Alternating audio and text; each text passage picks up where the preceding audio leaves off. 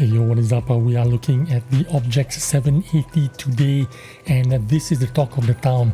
The new event from Wargaming called the Assembly Shop. You can craft a brand new tier 10 heavy tank using the resources that you already have in your game. This event will last for almost 3.5 weeks, starting from now up to July the 10th. You can trade in some of your resources or all of your resources to get this tank for free. You can pay with free XP, you can pay with gold, you can pay with bonds, you can pay with fragments, you can pay with credits, or you can pay with a combination of all these things. Head on to the website to check out how you can get this tank, and you still have 3 weeks for you to collect these resources if you will. If you need free XP, you can grind out the free XP from, you have 3 weeks to do it, so why not do it? But right now we are going to take a look at this tank and talk about is it worth for you to get this tank in the first place. Number one, this tank is accessible to everyone.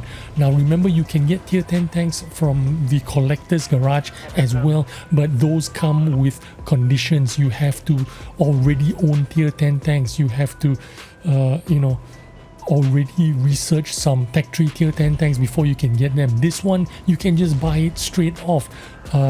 Like I said, use fragments, bonds, and completely get it for almost free with resources. How good is this tank? Right now, it's actually too early to tell because the matchmaker is skewed. Everybody's got this tank, so you're not getting a very clear picture of how it will work in real life random battle scenario. Maybe in a week or two you will get a clearer picture. We will see the performance potential unfold over the next week or two. There are a few strengths and there are a few weaknesses, so let's go over them. Number one, the HP hit points got buffed just before the release. I think yesterday or the day before. It was supposed to be 2050 hit points, but they raised it up to 2200 hit points. This is in line with most heavies in tier 10, so that is a good news for this tank. Now, other strengths of this tank: it has a lot of sloped armor, very pointy frontal armor, very sloped turret.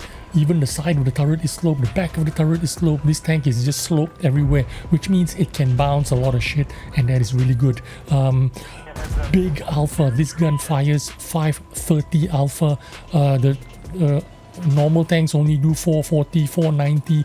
This tank has huge alpha. Of course, 1.5 seconds slower reload than a 277. The gun is pretty good.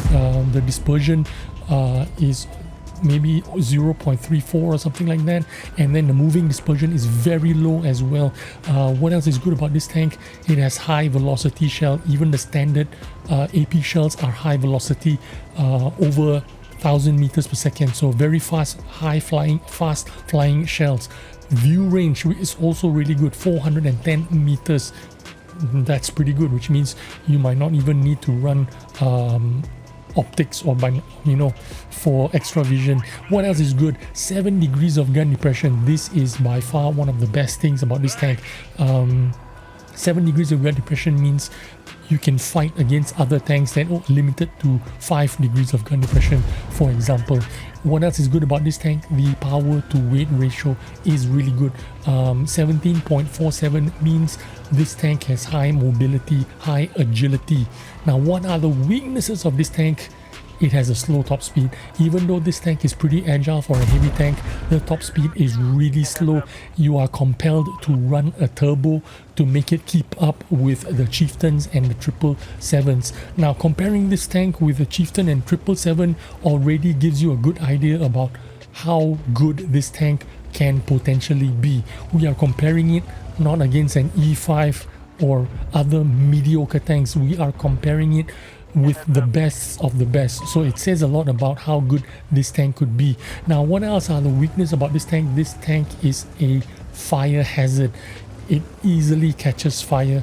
I've played this tank about 10 times now, and I've got caught on fire once. So let's move on and talk about the equipment that I use. Right now I'm running hardening in my hardening slot.